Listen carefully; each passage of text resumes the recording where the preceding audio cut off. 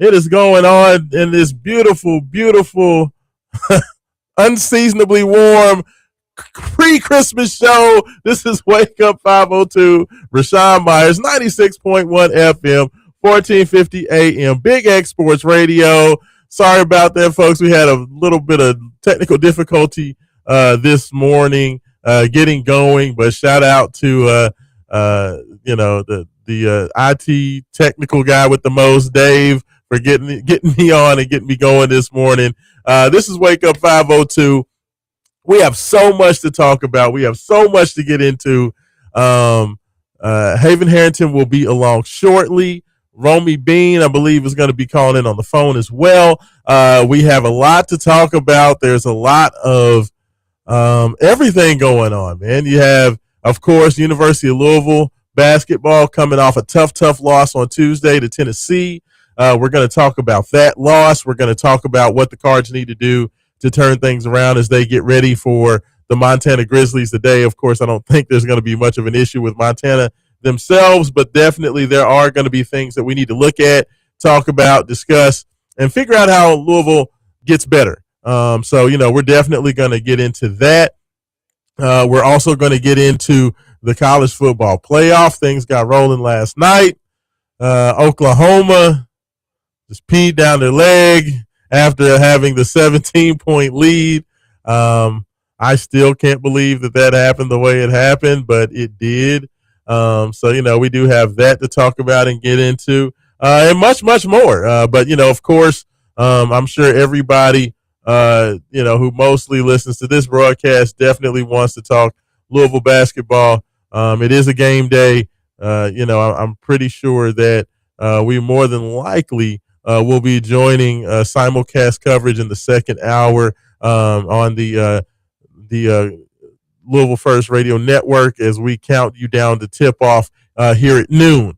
Of course, the ladies are on the road as well. University of Louisville women's basketball will be on the road in Knoxville. They actually they will tip off as we are getting up out of here today. They are down there in a big matchup in Knoxville, trying to get some revenge for the men.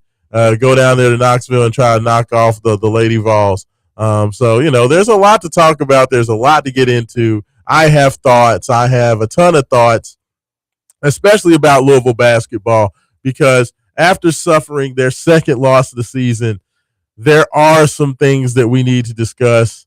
Of course, Michael Brown Jr. did not play in that game, dealing with low back issues. As somebody who, has dealt with low back issues, I feel for the young man. Hopefully, he's doing better. I don't know if we will see him today.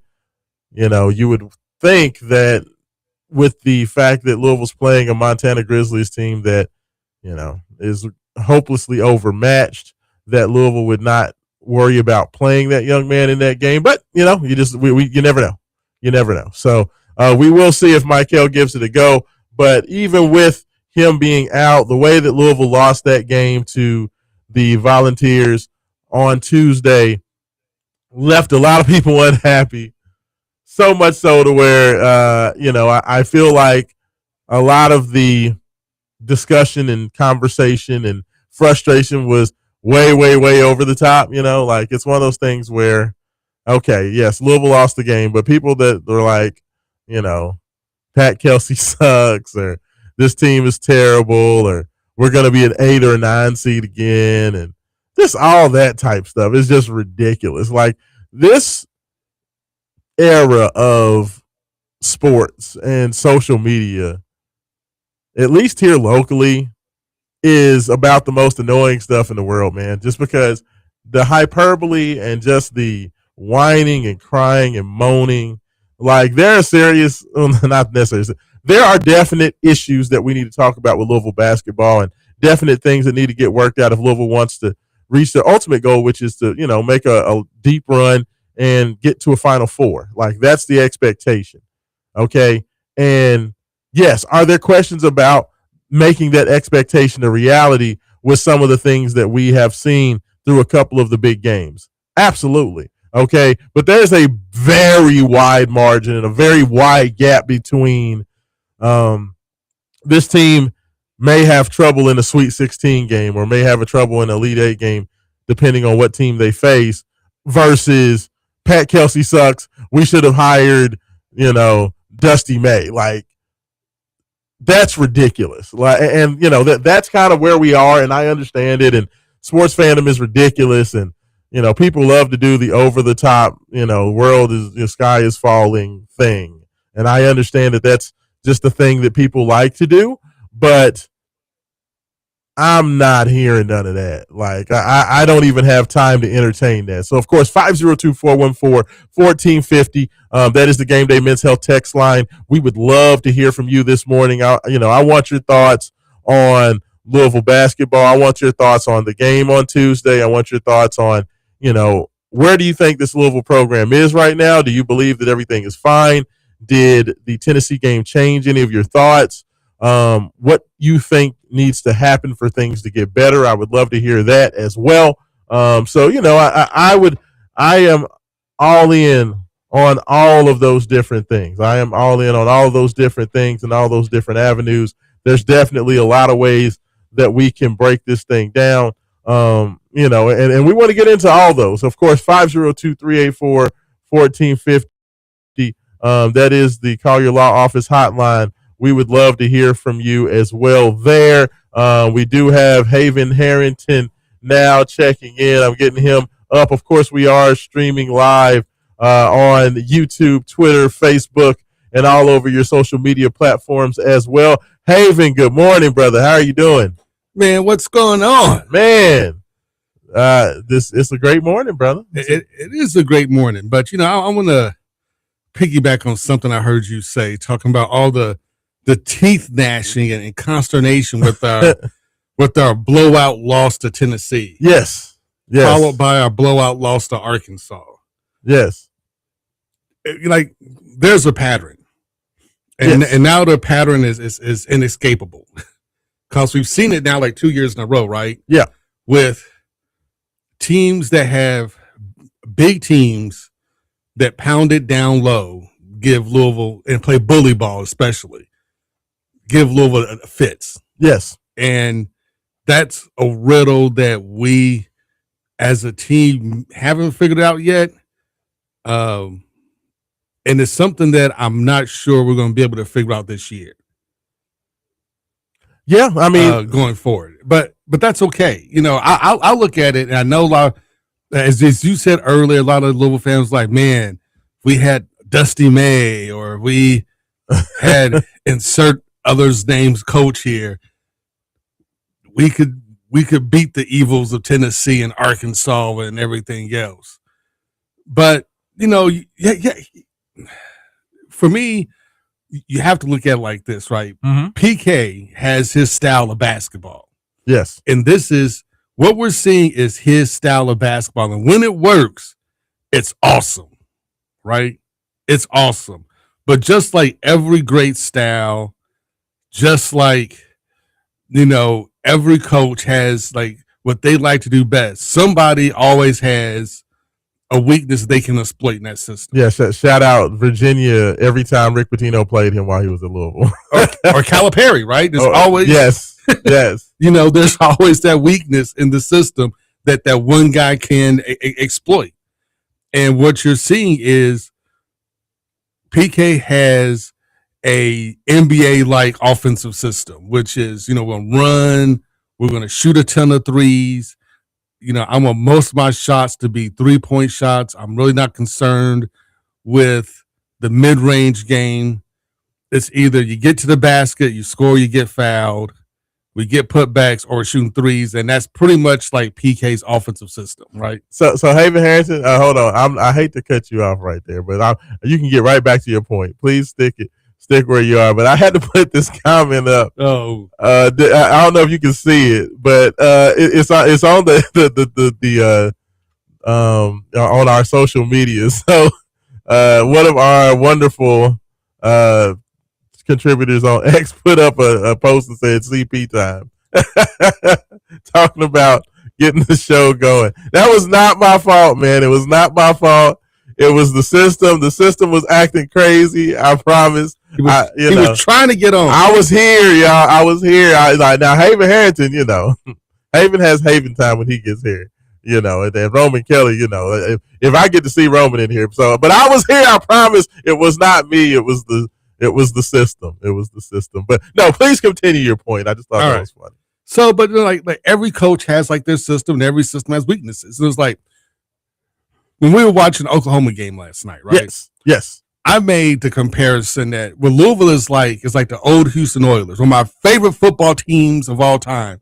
The Houston Oilers with Warren Moon, Alonzo Highsmith at running back, Ernest Givens, former Louisville wide receiver, great Ernest Givens, wide receiver, Chris Dishman, another Louisville legend at cornerback. You know, they had this awesome team.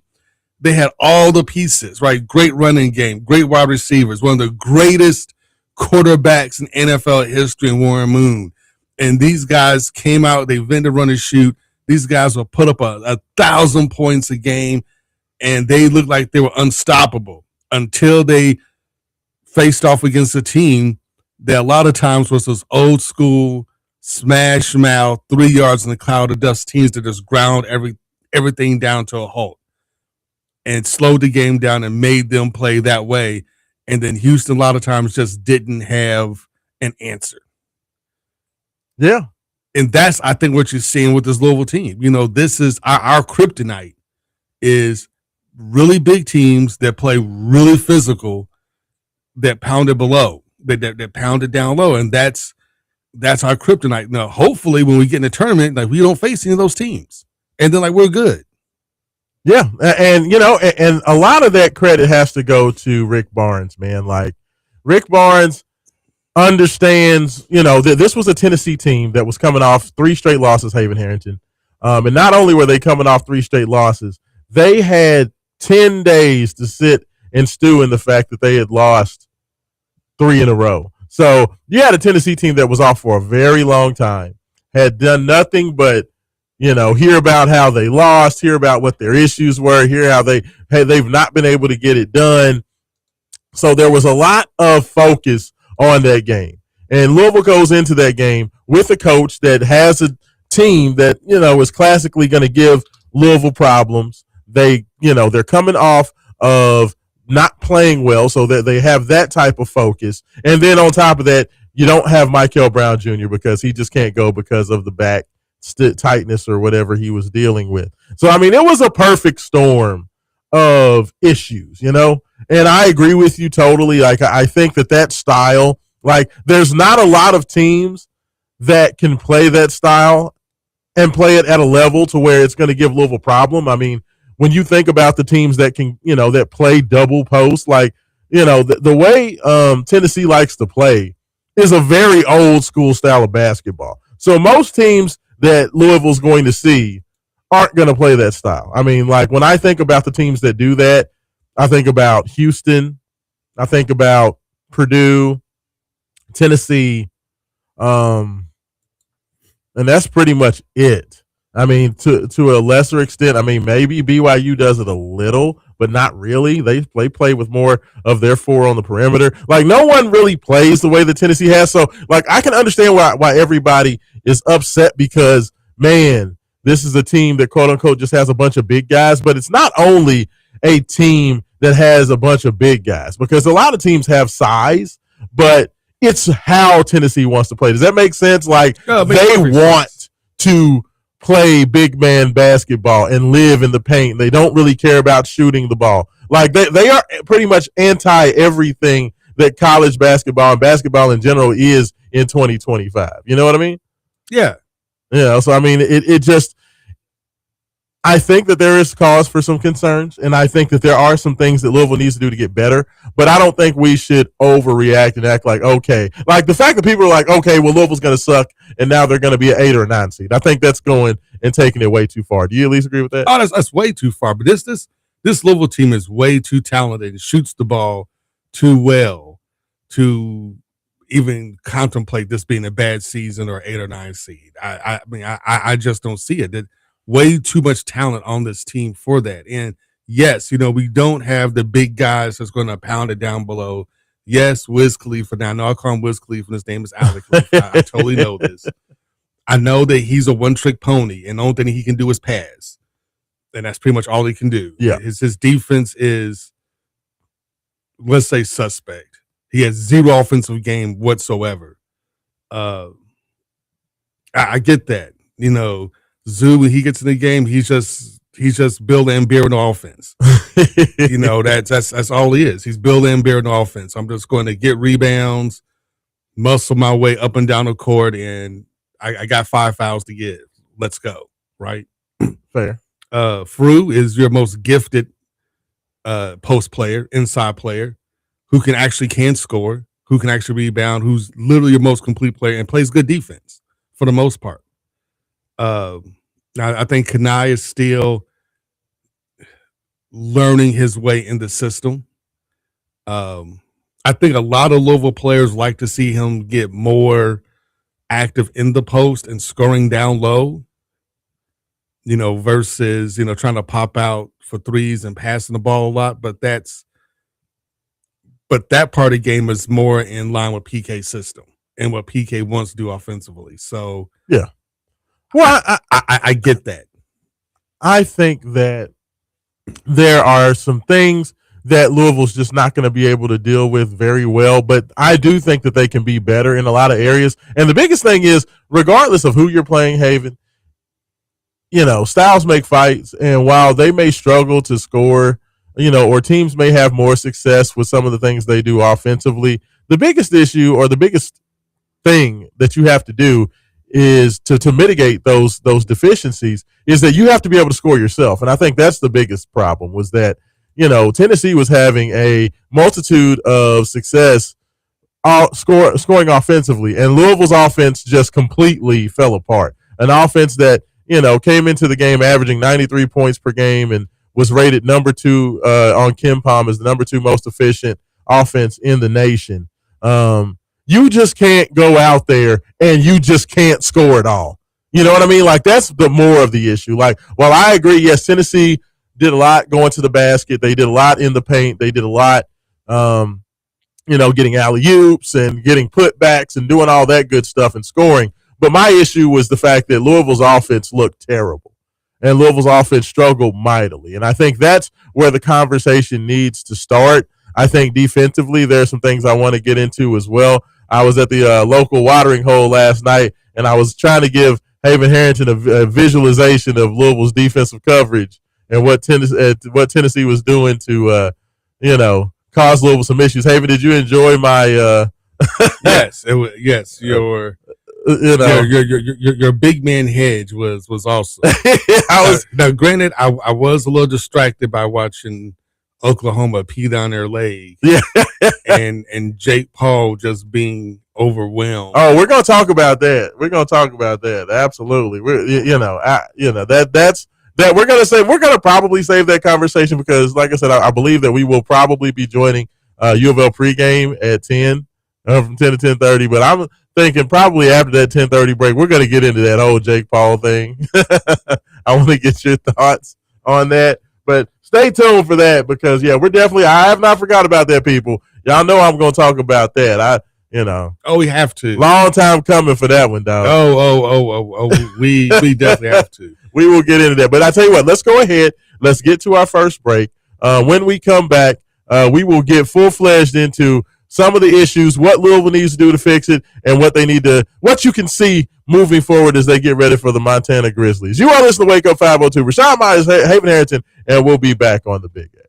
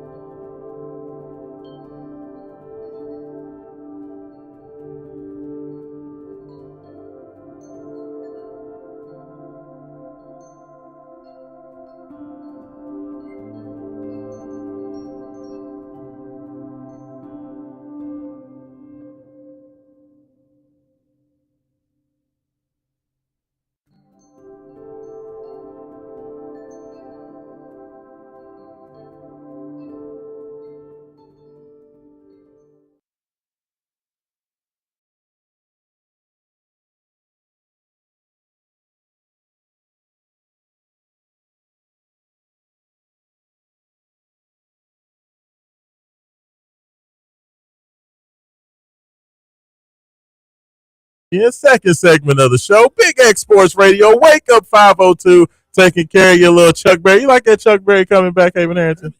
You know I love me some Chuck Berry. You know what I'm saying? A little run, run, Rudolph, man. That's classic Christmas right there. That's classic Christmas. We are doing it right. Early Merry Christmas to everybody out there. Thanks to everybody who listens, to supports Wake Up 502 and everything that we do. We definitely appreciate you guys. And just, Merry Christmas to you and your families out there. We'll be doing, of course, a lot of Christmas jams today, so I hope you guys like them. But Haven Harrington, before we went to the break, we were kind of doing some general thoughts of, what was going on and kind of looking at Louisville holistically in terms of, the Tennessee loss and some of the issues. I totally agree with you. I think that Louisville basketball is in a interesting spot. Okay, so I think that the the PTSD. I don't know if it's PTSD is the best word, but we saw what certain teams did to Louisville last year, right? We saw Tennessee, of course, Ole Miss, Duke. So some of these bigger teams they played, of course, Creighton when they lost the game, and I feel like people have kind of just said, okay, Louisville soft. They don't, they can't handle this. I don't think that this Louisville team is necessarily soft. I just think that, me personally, how they are going about their business has just not updated, even though they have the personnel to be a very different team. And I don't know if that, like, to me, and we talked about it, like Javon Hadley is the guy that I look at first, okay? Because he's the easiest answer because Louisville has been exploited at the power forward spot several times. Yes, like that. That's been kind of the big spot, and I know that Javon has heard the noise. And one of the things that I cautioned Roman Kelly about was, like, after the Arkansas game, I cautioned that, hey, look, what the deficiencies that Louisville has can only be exploited by certain teams. So, like, I had every confidence that Javon was going to be able to go out there against, like, say, Indiana up in Indianapolis. They were going to be able to go up there and be just fine. And Javon was going to be fine. And he was going to have a good game. And, lo and behold, he had a very good game against Indiana. But I said that's kind of fool's gold because the issues that he has, I mean, let's just be honest. Like, Javon, I know he's listed as 6'7". He's a lot closer to 6'5". Okay. He's not that much taller than I am. I'm about 6'4", and me and Javon are pretty much looking each other in the eye. He's got me by a little bit. But like that position, like Javon Haven was never supposed to be a 4-man at Louisville, even when he got here last year. Like last year, the rotation was supposed to be James Scott, Noah Waterman, Case and Pryor was supposed to be the three guys that kind of rotated in those three spots or in those two spots between the 4 and the 5. Like the only reason that Javon Hadley ended up playing the 4 last year was because Case and Pryor goes down with the injury. Boubacar Traore goes down with the injury. Noah Waterman gets hurt. And pretty much Javon had to play the 4 because they just didn't have anybody else who could. And he did a great job, he did a great job stepping up and being the guy that handled that and held that down. And that's to commend him for everything he was able to do. But Haven, and you can tell me your thoughts on it, but I feel like Coach Kelsey had, because Javon came in and was able to go into a tough situation and do well, it feels like he's kind of gotten stuck with that, even though that was never what it was supposed to be. You know what I mean? It's kind of like, we appreciate that you were there to do that last year, but we don't really need you to do that. And it feels like Coach Kelsey is having a really tough time kind of shaking that off. Yeah, this kind of reminds me of the football team. Yeah. And Jeff Brom. And what I mean by is this, right? Uh Is we saw Miller Moss's deficiencies huh. kind of early on, Yes. but Jeff just refused to move from that spot all season long. Just refused to move from the spot. And in the bowl game, it's going to be more Miller Moss, which is fine. It's Toledo, whatever. That's fine. And I think we're kind of seeing the same thing with PK. Kind of get, he has his vision, and his vision is Javon Hadley at the 4, because yes, against most teams, against about 95% of teams in college basketball, he's fine. Yeah. No, he's fine. He's athletic. He can guard, the 2, 3, 4 position. Only position probably can't guard the 5. Yeah, he's a good rebounder for his size. Good rebound for his size, and he can shoot and he can handle the ball. Which is in PK's offense, which is kind of like what you want, which is what you love to have at the 4 spot. Yeah. The issue becomes is just like Brom, PK gets stubborn and wants to enforce his system and will on everybody. And it's those 5% of the teams that Javon is not a good matchup for, but he still refuses to move him out for somebody who could be a much better fit. And I think that's the annoying part for Louisville basketball fans. Yeah, and that's a very good comparison, because that whole Miller Moss thing. Miller Moss was just waiting to have that letdown, even though Louisville was winning games. It was kind of one of those things. Like, we knew the types of teams that Miller Moss was going to struggle against, and guess what? When those teams came, he struggled. He struggled mightily, and that's a very good comparison, because we know that Javon's going to be able to play well against. So, like, Javon's going to come out today, and I know that, look, this is a very overblown conversation with Montana. I mean, Montana's woefully overmatched. Like, Javon's going to go out there against Montana and look like an All-American, but that's not the point. You know what I mean? Yeah. Like, that the point is that for the long-term health of the team, Louisville needs to get these issues figured out. And I think that, there are guys out there that can help Louisville. Well, we have guys on the roster right now that yes. I believe, if given a different focus, yes, could easily fill that role. So like Farouk, right? Yes. Could be a great post player for us. Yes. If we could teach him some more post moves to get him more comfortable with being more aggressive offensively and being a threat, scoring the ball offensively, that would take a tremendous amount of pressure off this team and the other bigs on this team when you face teams with bully ball, right? Yeah. Take a tremendous amount of pressure. Kenai Root, another guy, tall, lanky. But once again, if you can affect the scoring in the low post or mid-range game, would take a lot of pressure off this team. Yeah. And I think could do a lot towards helping us better battle bully ball teams and just teams that is physically bigger than us down below, right? Absolutely. But that's just, we've heard it several times already, last year especially, and a little bit this year. But, PK just doesn't value that mid-range game at all. And like I said, it's one of those things where, but you have to have some type of you have to have some type of threat of a balance. The bottom line is you have got to be able to generate offense consistently, and there's limitations, and we talked about it. The fact when Michael Brown was off the court versus on the court, how much Louisville struggled to generate good offense, and that we saw that firsthand against Tennessee, is that there was really no good shots being created outside of those first 4 or 5 minutes of the game before Louisville made any substitutions or did any of that stuff, where Louisville was able to, Adrian Woolley was able to get downhill and make some nice plays. Javon Hadley threw a nice little lob over the top to Sananda Frew for a dunk early in the game. We saw Ryan Conwell get downhill as well.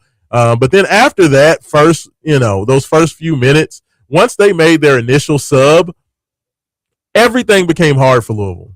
Like the bench was a absolute no show. I think Haven the bench scoring gap in terms of Tennessee's bench versus Louisville's bench was like 37 to like 3. Oh. Like literally like 37-3. Like you're not going to many games like with a 37-3 disadvantage. And for a Louisville team that plays a lot of guys off the bench, it really felt like as soon as the bench came in and they made their first substitutions and brought in Kobe Rogers and brought in Kenai Roos and those guys, like the offense just completely went to hell. And that right there, I think for me was the biggest disappointment in the game. Was just the simple fact that the bench guys just did not give you anything on top of the fact that Isaac McNeely was completely and totally ineffective for the second game in a row. But I do think that there are things that those guys can do. But I mean, it's disappointing, Haven, because it feels like I'm having the same conversation about this team that I had early in the year last year about Terrence Edwards Jr. and to a lesser extent even Chucky Hepburn.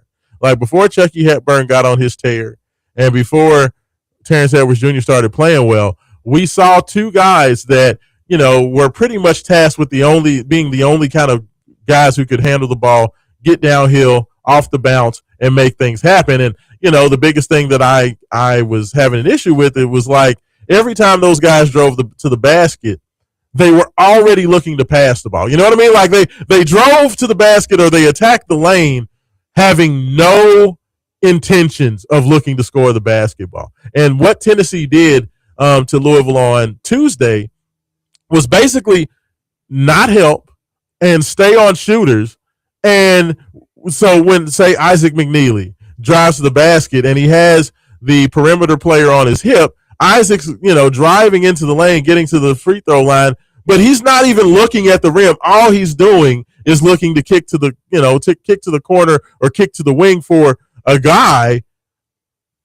And of course, nobody's open because Tennessee's like, no, you're going to have to show us that you can actually do something when you attack off the bounce. You got to be able to, like you said, score in the mid-range. You got to be able to get to the rim, get fouled. You have to do something. And that was the thing that really discouraged me is like guys like Kobe Rogers, guys like Isaac McNeely, even Ryan Conwell sometimes. Those guys weren't necessarily looking to score first. And that's where Louisville has got to get better. I think that's probably the biggest thing. Like defensively, there are some deficiencies because, of the way Tennessee exploited the high hedge. But to me, the bigger issue is that these guys, and when I talk about these guys, all the non-Michael Brown Jr. guys, like I'm okay with Ryan Conwell. Like for the most part, Conwell does a good job of attacking and being aggressive, trying to score. Adrian Woolley does as well. But outside of those two guys, and those two guys aren't perfect at it by far, not even close, but they at least for the most part look to be aggressive. But like when Isaac McNeely is driving the basket, Kobe Rogers is driving the basket.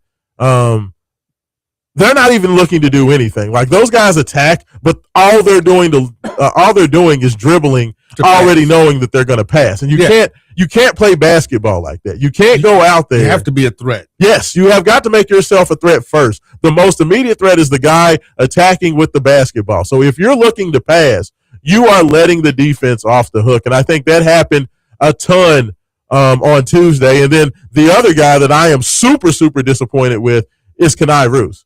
Like Kenai Roos showed some aggressiveness against Memphis last Saturday. He showed some aggressiveness off the dribble, making passes, looking to be aggressive, get fouled, getting to the free throw line. He looked like a new guy out there against Memphis. And I thought that Kenai had turned a corner, Haven. And he was going to become that long-armed, 6'8", 6'9", 6'10", kind of matchup nightmare dude, and he has all this confidence and all this aggressiveness, and then dude comes out against Tennessee and looks like a deer in the headlights. I mean, but so some of what you described is like I said before, right? That's Pat Kelsey's system.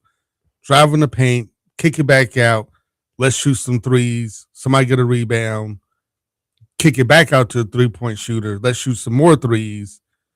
And if we miss it, tip it in, and let's run, right? Yeah. And that's the offense. And the problem is I think a lot of us is Pat Kelsey's kind of stubborn nature.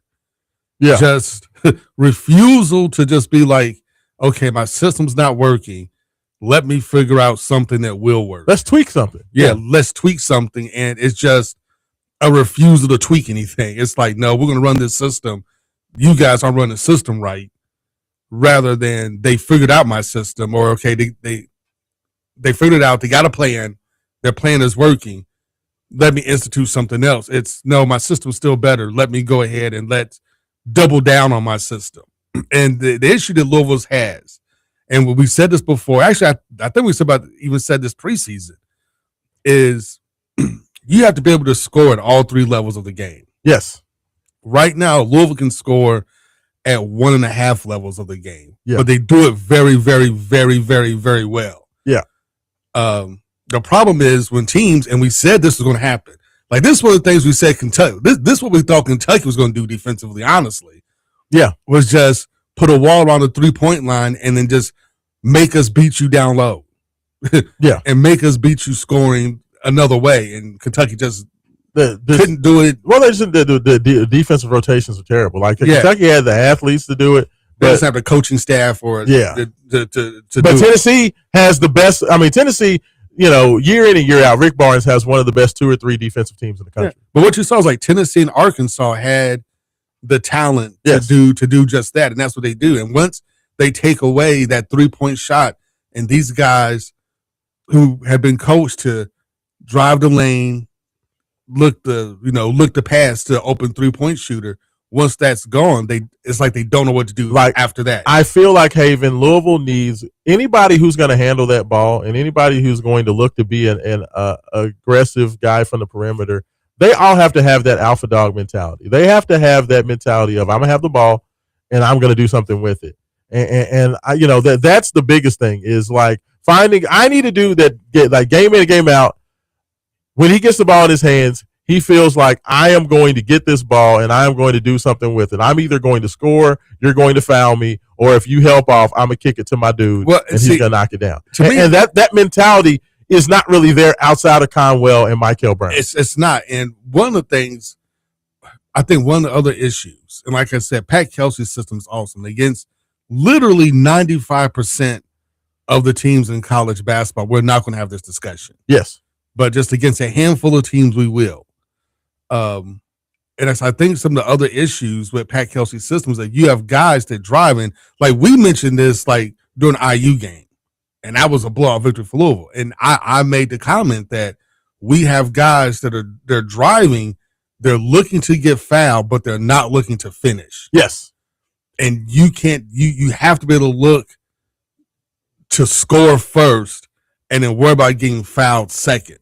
Yes. And I noticed a lot of guys were coming in rather than coming aggressively to dunk and things of that nature. You can see them drive the lane, slow down so they can initiate that contact and then then go for the layup. Yes. Rather than just looking to finish their drive and to score.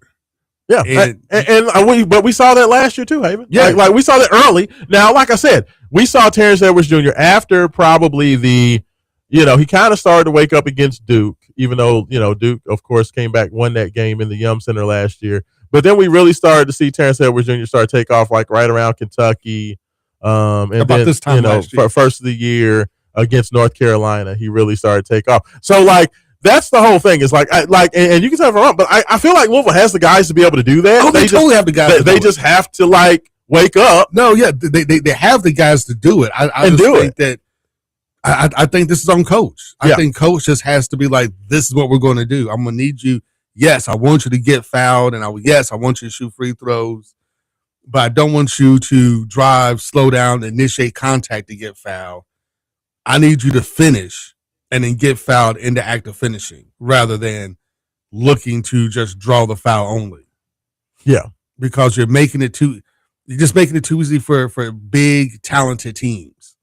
Like I said, this is only an issue against about 3 to 5% of college basketball. Yeah. This is only an issue. Yeah. So I mean that's the way we have to keep it in context. Is like you have to understand like this is a very good team. Like Louisville's a top 15 basketball team in the country. A legit top 15. They just easy. There are just certain teams, and there are teams in the top 10 and top 5 that I think Louisville would be fine against. There are some other teams in the top 10, top 5 that Louisville, like Michigan, is a horrible matchup for Louisville this year. With the way they play with their bigs and the way they just look to pound it down low, that's another one of those teams that's just a terrible matchup for Louisville. That being said, there's plenty of teams out there that I think Louisville would be fine against. And, like they just have to fine tune and like make it. You can't go out there and just completely get dominated. Like that's the biggest thing. Yeah. It's like that. There may be deficiencies, but you have to make them pay on the other end. You know what I mean? Like that. Well, that's probably the biggest. And I think that's the other issue is like the teams that we don't match up well against that have light talent, that play bully ball, that are very big down below. It's not the fact that we lose to these teams. Like Louisville fans, we could take a 7, 8, 9, 10-point loss. Yes. Fine. Yes. But you can't just get blown out. Like you got blown out against Arkansas. And yeah, you wind up coming back, but you looked horrible. Yeah. And then against Tennessee, you just looked like you had no idea what to do. You just looked completely inept. Yeah. No. And you can't do that. No, I totally agree. And I tell you what, let's go ahead. Let's get back. Let's go ahead and get to our next break. When we come back on the other side, we will be talking more about moving forward. What are the fixes? What does Haven want to see? We'll also have to talk a little bit about this upcoming bowl game that Louisville has coming up this week as well. So we got a whole lot going on. You are listening to Wake Up 502. Raashaan Myers, Haven Hampton. We'll be back on the Big X. Ooh, yeah.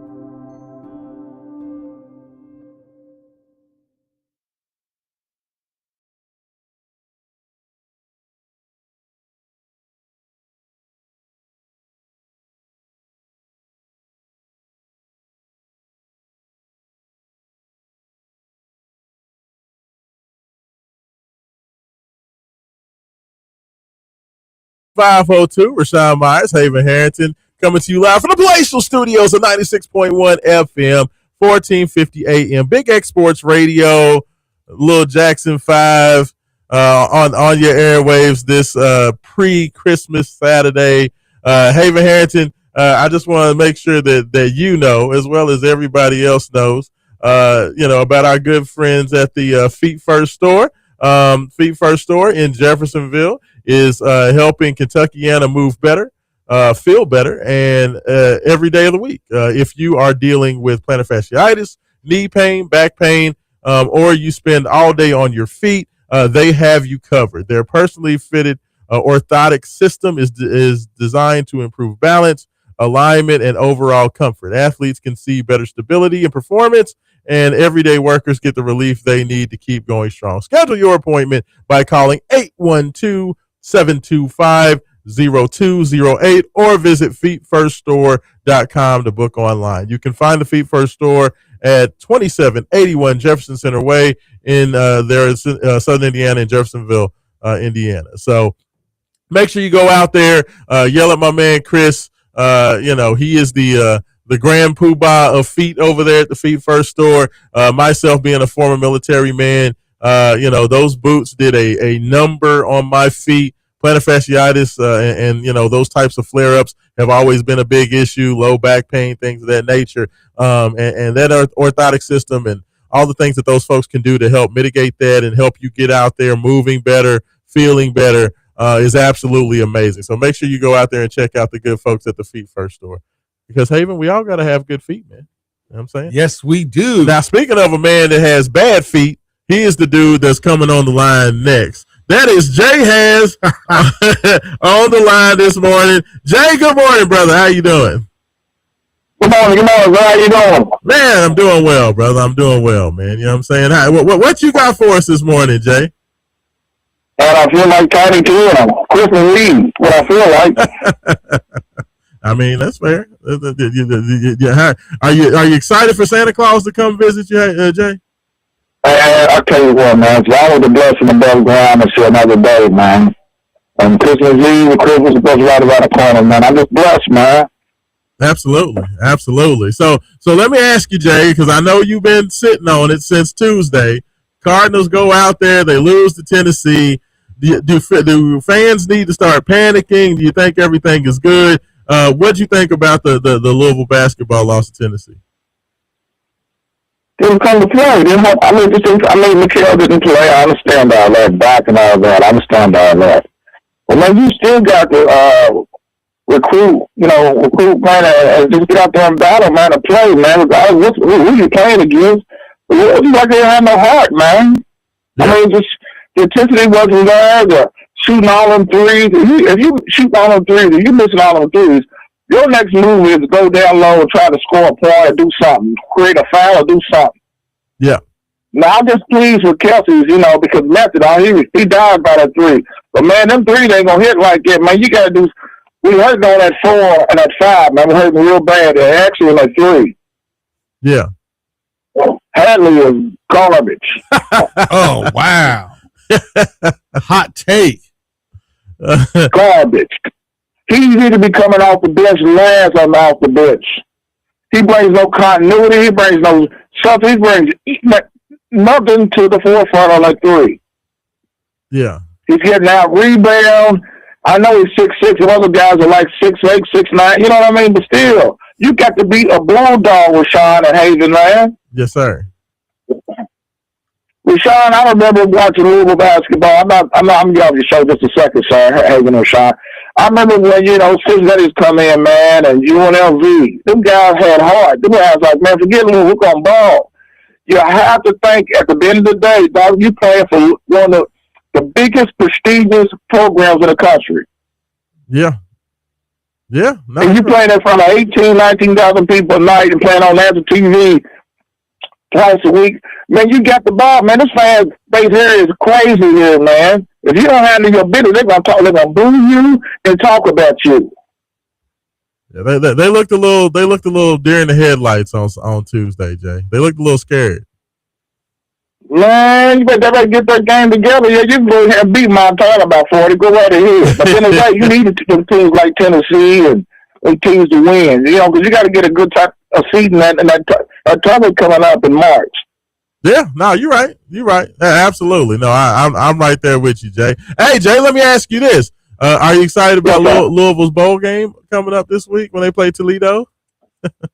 Yeah, I'm excited. You can tell the way I'm talking. Yeah, I'm excited. So, like I said about that, you want me to say about that, do you? Oh, you know, hey, well, Haven Harrington walked in during the break, Jay, and he was like, "So can we should talk about the football game." I'm like, man, Brown can sit there and stay there all he wants to when they're gonna play it. Boca Raton, they're in Boca, Jay. They down in Florida. Yeah. You know what I'm saying? You need to go ahead and stay there where the crocodiles and alligators are. That's rough, Jay. That's rough. So but you know what? Raashaan and Haven. I'll be real quick to the forefront, man. It's like this, man. If you're playing football or basketball, man, you have to have some type of heart. Yes, sir. And at the end of the day, it comes with the territory. Broken on. Things will break, things happen, things, you know, whatever the situation might be on your body. But, man, you got to give 110% every day, man. At the end of the day, it's a business. Yeah. And you got to show up, man, including the coach. Some coaches get out-coached. Some coaches can out-coach other coaches. But at the end of the day, it's about the coach. Yeah. Yeah, man, you know, you got to do just like you, Raashaan, man. On your radio show, on your station you work at, you and Haven. It's about, at the end of the day, it's about main events was wake up 502 at the end of the day. Yes, sir. If you don't bring some continuity to the forefront, they're going to say, well, okay, we're going to go ahead and get Santa Claus and Rick James. You know what I mean? Yeah. No, that's Santa Claus and Rick James. I love it. Santa's coming to the ghetto. But I tell you this, Raashaan, on my closing remarks. Yes, sir. We're going to beat Montana about 20 or 30 points this afternoon. Yes, sir. The bowl game and the crocodiles and alligators were bomb, and they might eat him up, and depend what happens. Louisville by 10 points. Okay, nice. A lot of transfer is going through the pipeline, as you know that, Raashaan. Are you excited about? I wanted to tell you real quick. Yes, sir. And I'll actually have to closing remarks. Man, the basketball recruiting for Louisville. Oh yeah. They got a lot of people excited. Are you excited about the TikTok basketball player that they committed to Louisville? Ellis? Yes, sir. I love him. He got a little hard. Yeah. 5'11" already got hard. He got a little swag to him, Jay. Yeah, you do got a little soul to him. He got a little pork chops and macaroni cheese in him. He definitely got a little swag. So, you know, they need some dudes like that. Yeah, man. Well, hey. So, Raashaan, man, I hope you guys have a Merry Christmas and New Year's and all that, man. I really appreciate you guys, man, and you guys enjoy yourself. I'm going to a Christmas party in a couple of days. My cousin man, they got the food, everything spread it. I know, Jay. You told me about that. I'm about to come, we got to go visit the cousins, man. We're going to do that. Man, I got some game prizes, some nice game prizes going to give away. Raashaan and Haven. Come on out, Haven, Raashaan, man. Everybody I was so equal, good, Drake, and let people meet you guys. Absolutely. Listen to you. Yeah, we're going to have to make it. We're going to make it happen, Jay. Absolutely. But I appreciate you. I appreciate you calling, man. I'll tell you one thing, man. Yes, it's always a blessing to be a part of you guys. And you guys visiting your dream and what you do in radio, man, is always a huge success. I really appreciate it, man. You give me opportunities, every other weekend, man, to talk. Just shine a little light on people in sports, man. I really appreciate it, man. Absolutely. Appreciate you, Jay Has. Appreciate you, everything you do. Merry Christmas, my brother. We will definitely be getting with you and chat with you soon, all right? All right, sir. Take care, sir. There we go. Yes, sir. That's one of the best to ever do it right there, people. Jay Has checking in this morning. Definitely appreciate him, Haven Harrington.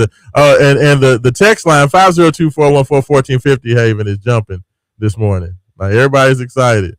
We got text. They should be excited, man. Louisville in the bowl game, in the Boca Raton Bowl. How can you not be excited for that? Man, all I want to know is who's going to be the quarterback. Only thing I would say about the bowl game is this, because I could care less about Louisville playing Toledo. Like, what do you mean? The fact that Louisville's playing in a bowl game that's not even affiliated with the ACC means that Louisville literally got the worst bowl assignment from the ACC. The ACC did them zero favors. So I don't care. Yeah, pretty much. Like, that's annoying to me that they aren't even going to an affiliated bowl. Louisville went to an overflow bowl.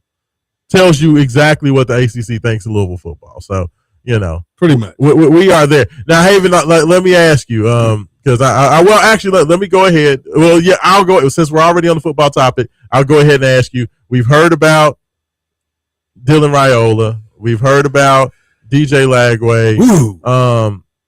Are you excited for any of these? I am very unhappy with the fact that Jeff Brom is not allowing Deuce Adams to start and play in this Boca Raton Bowl. Like, the handling of Deuce Adams from this whole year has been disappointing. Well, no, to me, it's not even just the handling of Deuce Adams. It's the quarterback room in general, right? Because I was thinking, yeah, okay, you got Plummer in there your first year. I get that. Next year you have Shuck. I get that. But at some point, you keep bringing in these high-level 4-star quarterbacks. You're going to have to let them play. I mean, they're just not going to develop in practice. They'll be starting caliber quarterbacks. They're going to have to play. They're going to have to cut their teeth. They're going to have to make mistakes. They're going to have to learn on the job. And that's how they become better quarterbacks, right? You're just going to have to take that lump year or a lump couple of games while these guys are learning to become like the quarterback of the future. And if you keep getting these one and done quarterbacks, that's never going to happen. Number one. Number two, eventually it's going to hurt your ability to recruit good quarterbacks because they're never going to play. Yeah. Now the thing with these two quarterbacks that we're talking about, Lagway and Raiola, both have more than 1 year of eligibility left. So both of these guys are, and for all intents and purposes, could be 2-year guys. Maybe. More than likely. I mean, I don't. I mean, never know. All these guys could be like DJ Ukulele. They could. That's fair. Literally transfer every year. You can't really plan for more than 1 year out, but they all have more than one. That would be the biggest difference between them and the three quarterbacks that Louisville's had so far, is that both of these guys have additional years of eligibility. Does that change your opinion on them? Does that make them more, would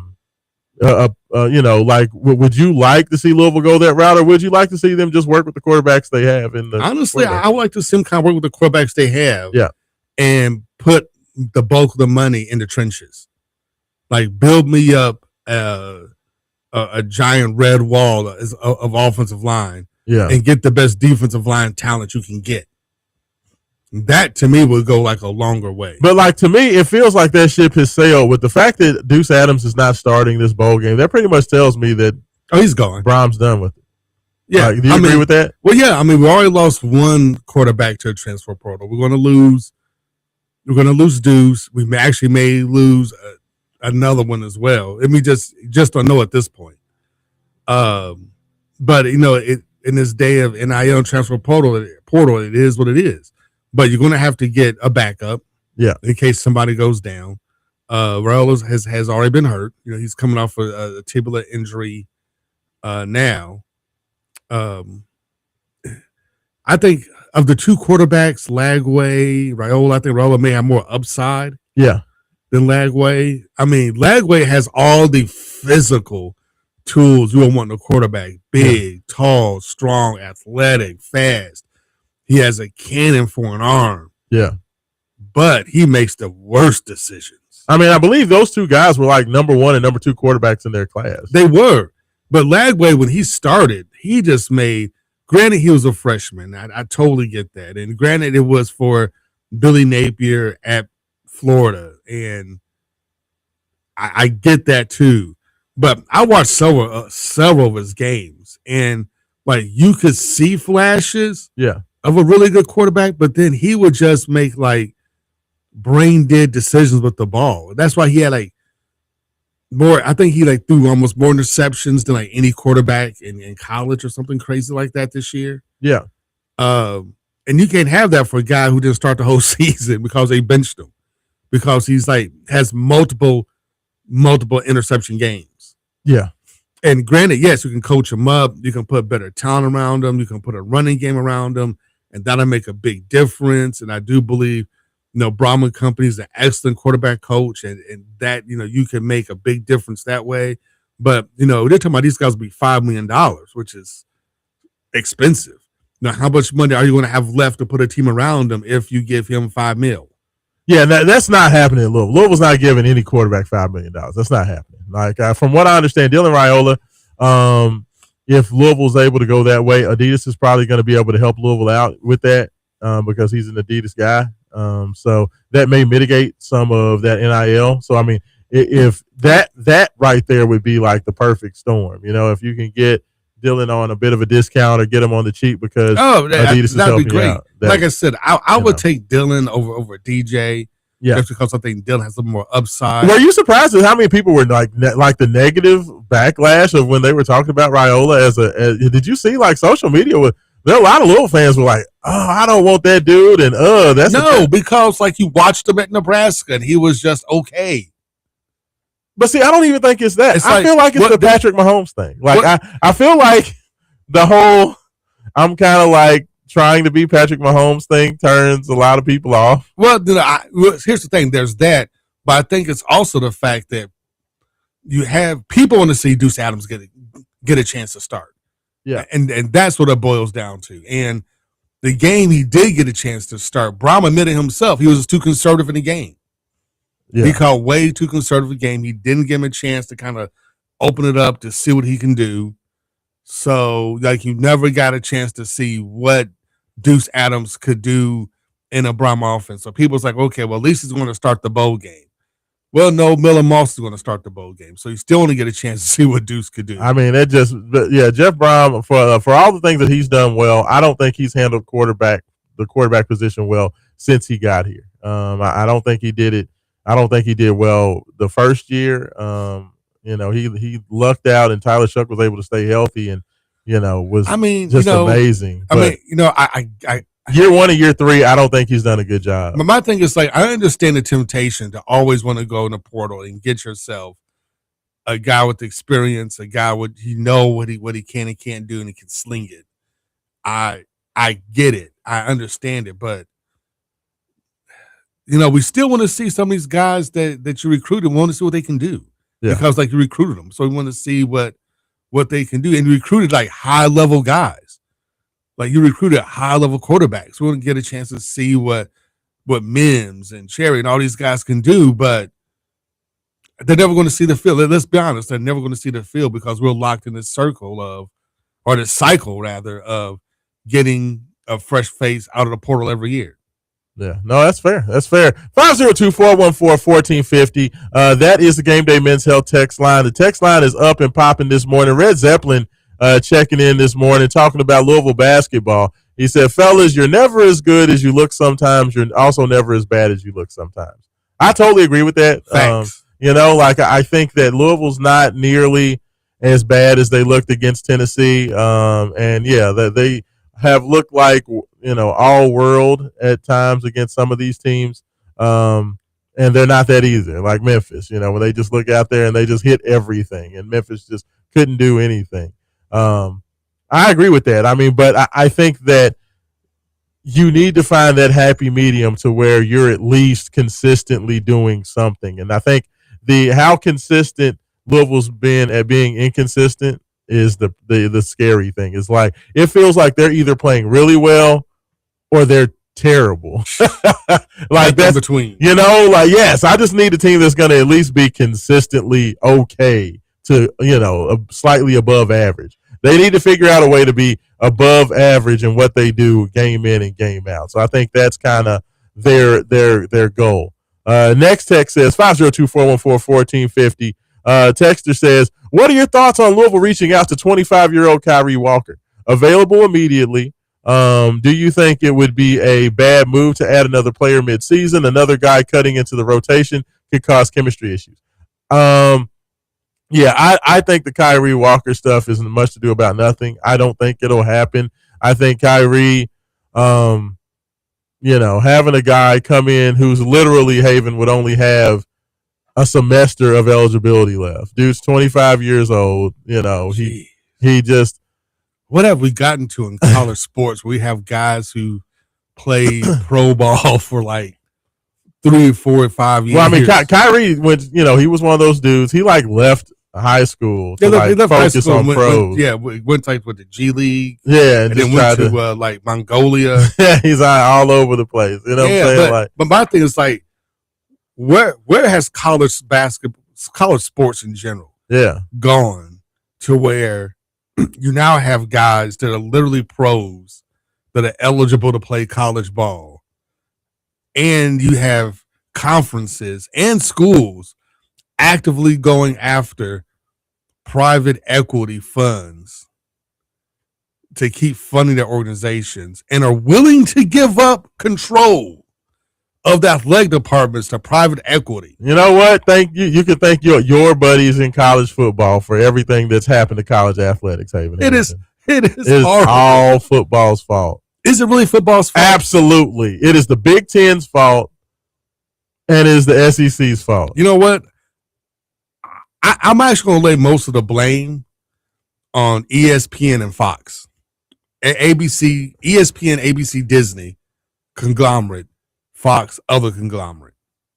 Because those are the guys that have literally controlled like college sports for the past 20 years. I mean, the poaching of those 4 West Coast teams have set into motion the destruction of college athletics.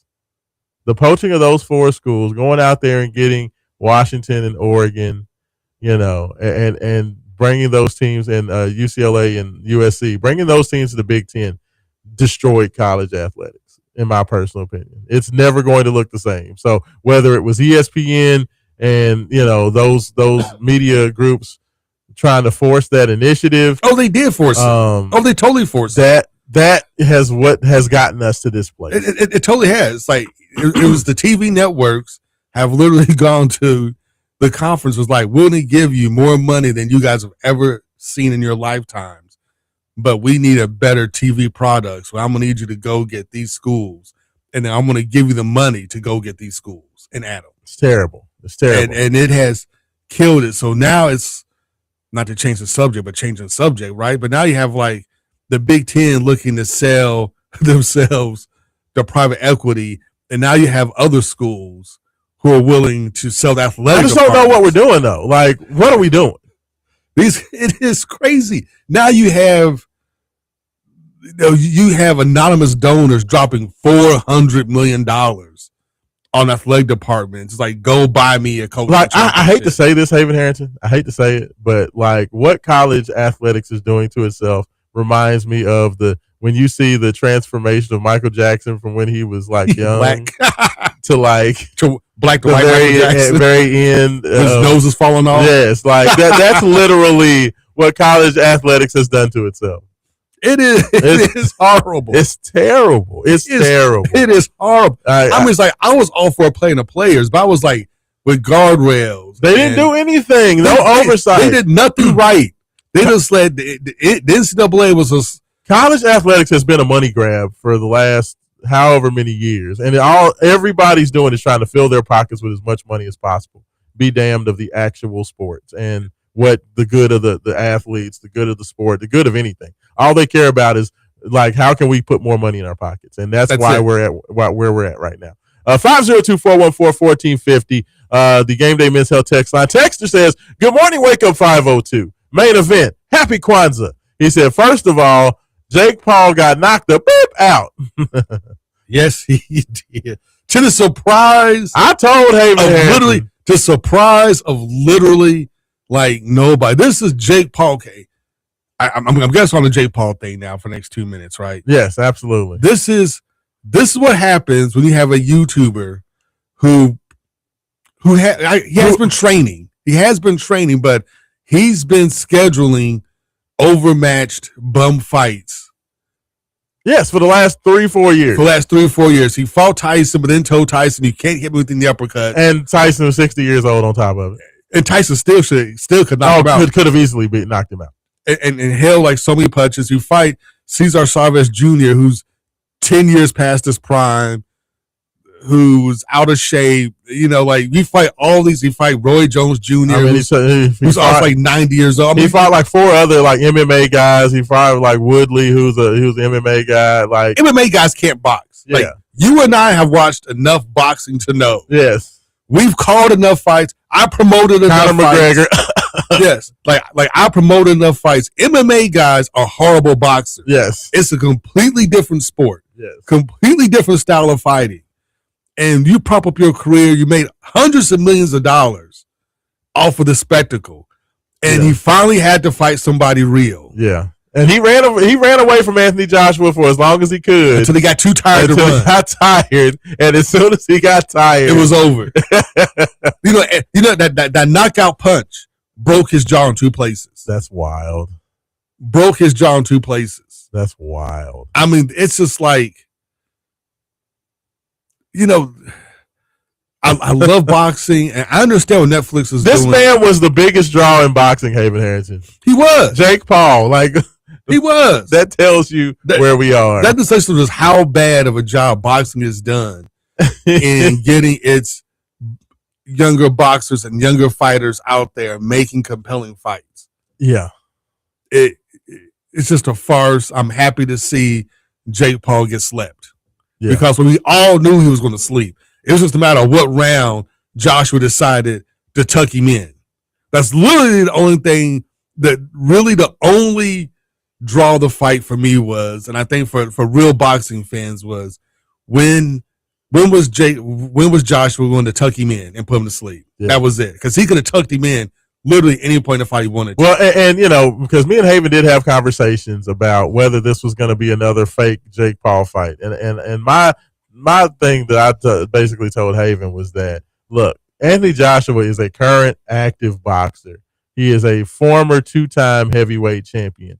There's no chance that a guy who's actually boxing actively is going to allow Jake Paul to come in there and sully his reputation. I had no doubt that he was going to go in there and try to murder that dude. And that's exactly what happened. The size difference between Anthony Joshua was crazy and Jake Paul. It was like me trying to fight you. Like you said, it looked like Mike Tyson's punch out. It looked like Lil Mac and Bald Bull or something. Like, it looked horrible.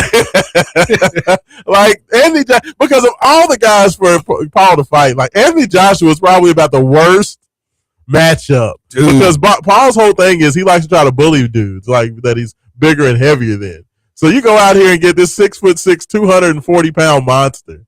Like, dude, and what made it worse, Paul hit him with a clean overhand right. Yes, he did. He caught him with one really good shot. Hit him with everything he had. And what happened, Haven Harrison? Nothing. And that look on Jake Paul's face was like, yeah. Like, you can see it's like, I got him. Yeah. Bam! Then now look, this, he gave him that look like, you trying to embarrass me on TV? Yeah, it was terrible. Hey, we're going to go ahead. We're going to get to the last break. We're going to read more of your texts when we come back on Wake Up 502. More college football playoffs coming up. More college football playoffs.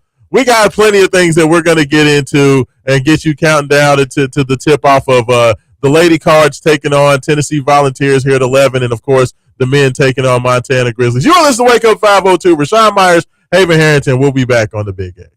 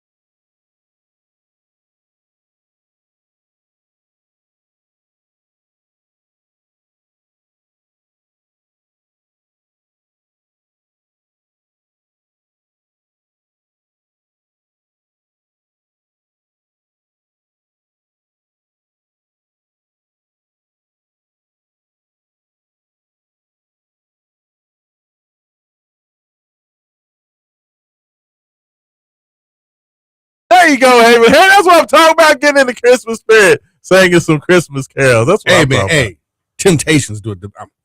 One of the greatest Christmas albums of literally of all time. Absolutely, yeah. You know, like literally, I love the Temptations Christmas. I mean, is anything better? Their rendition of Silent Night has to be like the greatest Christmas song like ever written.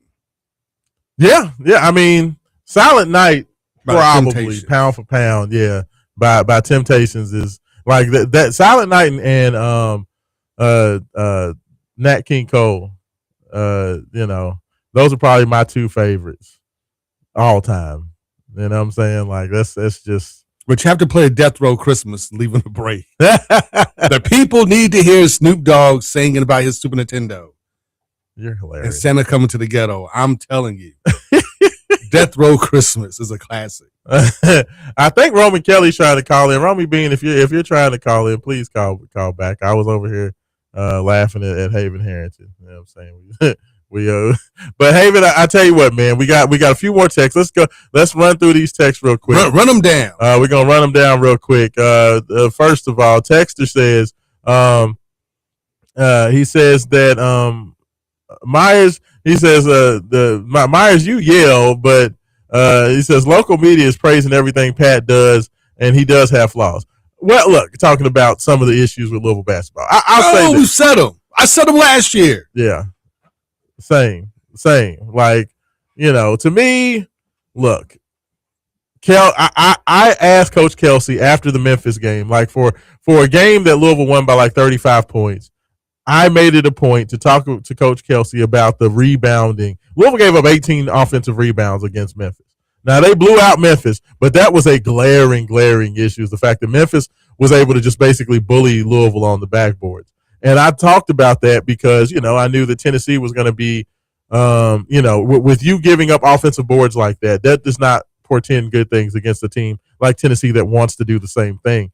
And I asked him about it, and he said, yeah, that's definitely a concern, and we're going to have to address it. Well, I don't think they did a very good job of addressing it, but I think it will get better. But no, I have always made it a point to go out there and ask Coach Kelsey, you know, the most difficult of questions. So, you know, not everybody. I mean, you know, Pat definitely deserves a lot of praise, but at the same time, you know, when certain critiques are warranted, I think that we give those too. Let's go ahead. I believe we got Romy Bean on the line. Romy Kelly, is that you?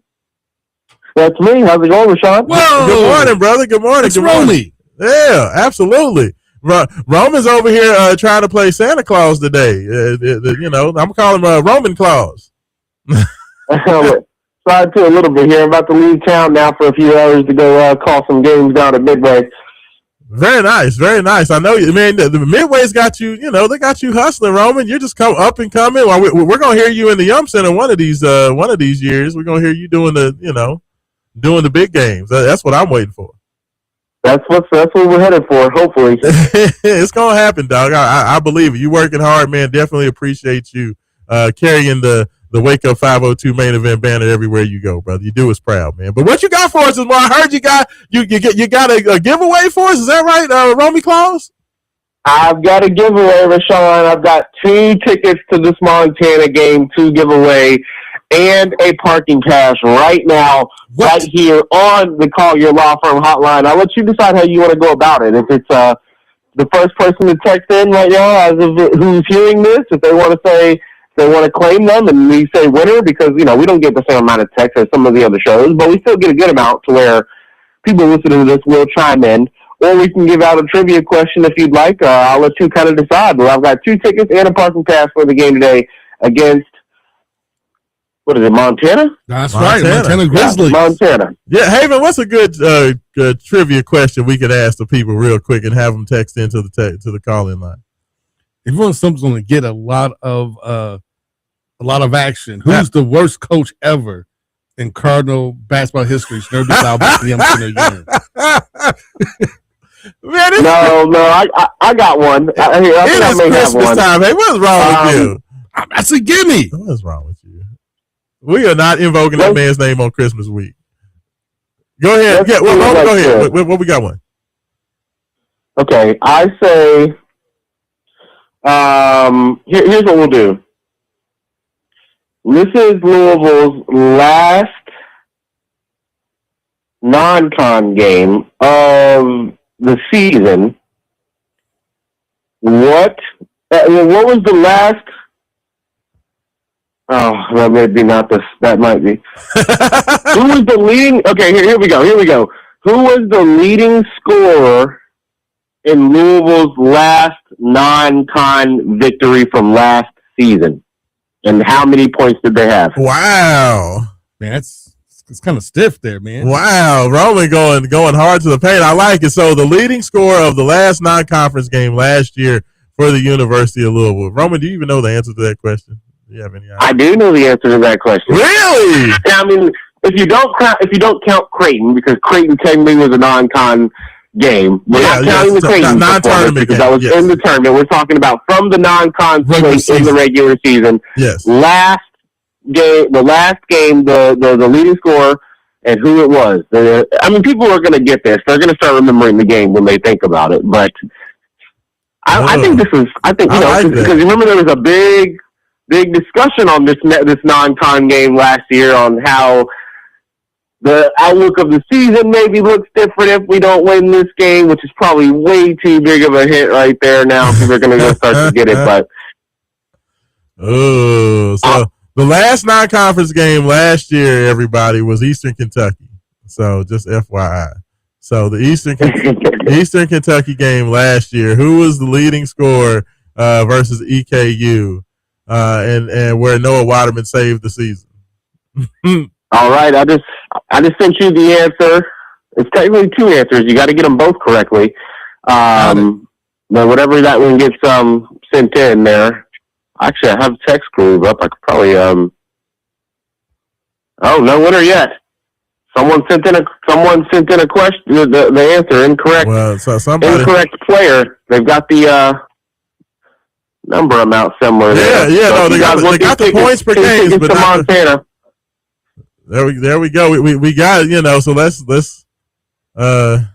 keep the guesses coming, people. That was not the right answer. So you got 2 tickets to the Grizzlies plus a parking pass to see the Grizzlies, to see Montana Grizzlies, not the Memphis Grizzlies. We need you to come and watch your Louisville Cardinals whoop up on the Grizzlies. Yes, absolutely. Roman Kelly, let me just ask you while we're waiting on that winner chicken dinner. What is the biggest thing you want to see from Louisville today? Like is anything that Louisville does today going to is there anything specifically you want to see? We know Louisville's going to win the game today, but what do you need to see them go out there and try to work on today? I'd like to see them maybe try to see what we can create from the low post on the offensive side. I'm not necessarily saying throw the ball in there and let somebody go to work, but we had a lot of moments last year where offense was created with the ball in the low post, whether that was James Scott, whether that was Noah Waterman, whether that was Javon Hadley. They'd have the ball on the post, on the block, ball in hand, back to the basket, with no intention to really create a scoring basket, but with one to two players out running on the perimeter, getting screened, trying to get open with the ball kind of leaving from the entry post side from the post. I want to see a little bit of that. I want to see what Ali Khalifa looks like down low. I want to see what Sonny Frew looks like down low. I want to see Javon Hadley back. And I'm not necessarily going to say his comfortable spots, because his comfortable spots seem to be out on the perimeter in transition. We just don't really seem to be having those kinds of moments for him to be making decisions, nor do we really want him being our top transition decision maker. I want Javon Hadley down the post, trying to find those mismatches, trying to create for others when he forces that double team like he did last season. And then this is not a Montana team that's going to be able to really muck things up like other teams can. But with that being said, it's still the kind of opponent I believe you can go out there and, I don't mean this in a bad way, but practice the things you're not good at. Practice the things you don't have a high tendency doing. Go see what it looks like. This is your last non-conference game to go and work out kinks. Because now every single second means more than everything going forward after this. And really this does, having lost the way we did already. You can't afford to lose a game like this. Yeah. But I don't think we're going to lose it. I just think that you can still go out there and learn some things, practice some things, incorporate some new things maybe at practice. You wanted to try something new, this is the game to go out there and try it. So that's one thing. I want to see our bigs and just our front court players when they get the ball down and down low, make good decisions. Play hard, play strong. Let me ask you, do you want to see a new starting lineup? A new starting lineup. If Michael Brown Jr. is still down, then I don't really worry about what the lineup is. Okay. If Michael's back, I think you've got to see what Woolley is like in there with him. You know my stance, Raashaan. Yeah. 3-guard lineups don't work.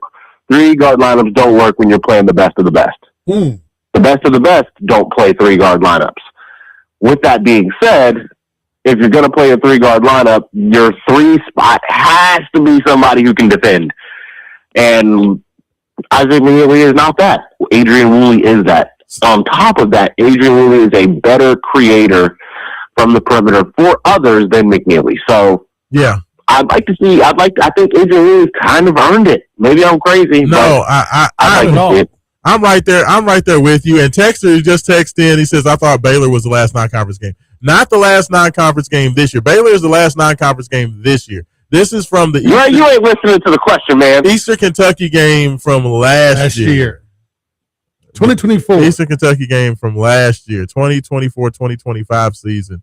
Who was the leading scorer? You got close with your guess. You got the point total right. You just had the wrong player. So, to text in. But no, I'm right there with you, Roman. I think that Adrian Woolley has earned that opportunity. But, I'm going to tell you what. You know what I'd like to see? What? I want to see the full Cason Pryor experience. I want to see Cason Pryor start. Really? That's the dude that I want to see in there. I feel like they need to take the training wheels off of him and let Cason just go ahead and knock all the rust off. Because I think that more than anything else, Roman and Haven, I think Louisville needs another alpha mentality dude. And Cason is naturally an alpha mentality guy. Cason steps on the basketball court, and every time he's on the court, he feels like he's the best player out there. And I think that while it's awesome to have a team of great passers and a team that's unselfish, you need to have a guy who, when he has the ball in his hands, he has complete confidence that he can make something happen. Does that make sense? Yes. Louisville was lacking that against Tennessee. And I know Cason didn't do much when he was out there, but he didn't have much of an opportunity. That's why the Tennessee game was so weird. The 2 guys who played the most minutes against Tennessee were probably the 2 least effective players in that game.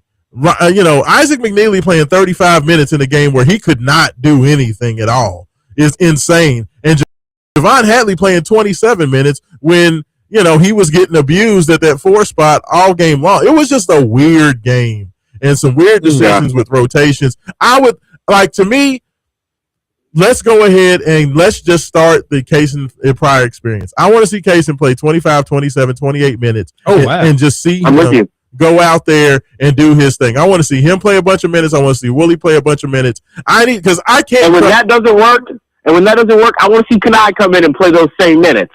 That's fair. I mean, but I don't have any belief in Kanai. Kanai is on punishment for me. He's in the corner because you know what? You want to come out there and be big and bad against Memphis and then look like a deer in headlights, scared to dribble or do anything against Tennessee. So we got some breaking news here, Raashaan. Oh, breaking news! What's up? What's going on? Michael Brown Jr. lower back will be out today. Kobe Rogers concussion protocol will be out today. There we go.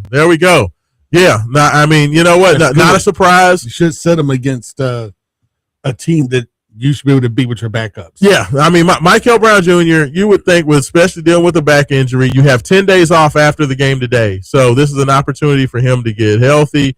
It's an opportunity for him to, kind of reset as they get ready to go on their first ACC road trip of the year against Stanford and Cal. So, I think that's the move is to go out there and, just go ahead. Let Michael, take his time coming back. Kobe Rogers got stepped on. So let's get these guys healthy. I mean, Montana lost to a Division II team, y'all. So, Montana's terrible. But I do I need to see some crazy lineups today. I need to see some guys working on something. This is a game where you need to let Cason Pryor get back to being Cason Pryor. He is an alpha. He is an alpha dog mentality guy. And while I know that Coach Kelsey wants to have he wants to believe in passing and sharing and all that stuff, Louisville needs to find some guys that are unafraid of the spotlight, and I think Cason Pryor is the easiest answer to that, so we need to get him out there. Let's go ahead, fellas, before we get up out of here. College football playoff. We got a couple of big games today. Had a big game yesterday. Haven Harrington, we know did we think it was over when it was 17-0 Oklahoma, fellas? Yeah. I thought it was over. No, I didn't. I knew Alabama would win still. Really? I was hoping it was going to be I knew over, it. I thought it was a flukish 17 points. Really? Like, I don't think it was a flukish 17 points, but Oklahoma. Oklahoma dominated the first quarter and a half of that game. Like, dominated. They were better than Alabama in every. Alabama wasn't defending how they know how to, though. That defense locked in, and then they didn't give a point up for what, over almost a full quarter, almost 2 full quarters. Yeah. I mean, but college football is a funny thing, Roman. Like, you have the drop. They dropped the punt. 2 turnovers. You have the pick. Too much momentum. That's too big of a momentum swing. Yeah. That was it. That was it right there. Too much momentum swing. You said it right, Roman. Once you had the drop punt, they scored, and the pick six, the game was over. Yeah. Like, as soon as the game was tied, the game was over because momentum had shifted. You could tell Oklahoma had lost all the energy. They had lost all the fight. And that was it. That was the game. It was over. It's like Louisville against Virginia. Pick six and a fumble. You give up 14 points, and it is what it is. No, that's fair. Hey, so for the games today, so let's go ahead. Let's break them down. The college football playoff games today. They're starting out with the noon tip-off. Miami on the road in College Station taking on Texas A&M Aggies. Texas A&M 3-point favorite. Who you guys like? I like A&M. Okay. Haven Harrington? Hey, you know me, man. Give me A&M. Psych, I'm going with the U. You know what? I don't believe in Texas A&M. I think that Miami will find a way to get it done. Just give me Carson Beck. I just think that Miami is going to at least win one game. Surely, and maybe that's a bit of an ACC hope, but we'll see what happens. You know what? I hate the ACC with the passion. I hate to say that, but I don't. I hate ACC in the past, but that's okay. Hurricanes, I need you guys to get it done. Please get it done. Don't embarrass us. Yes, agreed. Get it done. Got to get one. We got to get one. So Tulane is a 17.5-point underdog against Ole Miss on the road. Does Tulane have any shot today, or does Ole Miss even cover that? They cover that number easy. Yeah, they're going to cover. I mean, even without Lane Kiffin, they still have the defensive coordinator. They got the offensive coordinator still calling the plays. There's enough continuity there. They should be able to handle Tulane and then get blown out in the next round. So, yeah, agreed. Roman, what do you think? Did Tulane have any shot? Did we lose Little Romy? Yeah, we might have lost Roman Kelly. No, I agree with you. It's definitely going to be a Ole Miss. I just don't see there's any chance for the Fighting John Summeralls. And what last game, James Madison, JMU. Oregon is a 21-point favorite in Austin Stadium against the James Madison, whatever they're Dukes. That's what they're trying to think. They're not. They have a bulldog, but they're called the Dukes. Do the Dukes have any shot of shocking the world and winning in Oregon? No, they lost us by 14. So there's no way they're going to beat Oregon. Fair. But if this was like a perfect college football world, Miami, Tulane, and JMU would all win, and just throw everything into a complete tizzy, and that would be everybody amazing. Completely upset, have all the pundits crying and everything else. That would just be the ultimate. It's not going to happen, but man, that would be so awesome. No, I agreed, but it's definitely not going to happen. I think the Dukes get it done. I mean, I think the Ducks get it done, but it would be funny. I would definitely be pulling for all of the underdogs today. I like chaos, so there we go. We know, of course, Louisville, Montana. We know Louisville's going to win that game. Louisville's a 30.5-point favorite, so I just want to see them go out there and do something different. The interesting game of the day, Haven Harrison, of course, the Kentucky Wildcats and St. John's Red Storm. Rick Pitino taking on the Wildcats, 12:30 CBS. Rick has always had a problem playing Kentucky. He always has problems when he faces teams that he used to coach, and especially Kentucky, a team that he loves so much that he's willing to give his St. John's money to Kentucky's NIL deal. So what do you think? Do the Cats get it done, or does St. John's? Mark Pope cleanses his soul. But Jaden Quaintance, the big time transfer, will play his first game today, by the way, for the Cats. I know, right? But it's Pope. It's Kentucky. They're going to lose by at least 10, at least 12 points. Agreed. St. John's get it done. Go Rick Pitino, and we can all laugh and point at Kentucky once again. Hey, I tell you what, man. Like we said, just thank everybody for everything this year. Thanks so much to everybody who supports. Wake Up 502, myself, Haven Harrington, Roman Kelly, intern James, intern Dre, everybody who's been a part of what we're doing. Just thank everybody so much. Merry Christmas. Happy New Year. I think we'll be on next weekend, but just want to thank you, Haven Harrington, as well, my brother, for all that you do for us. And let's get on out of here, man. Hey, Merry Christmas. Merry Christmas, y'all. There we go.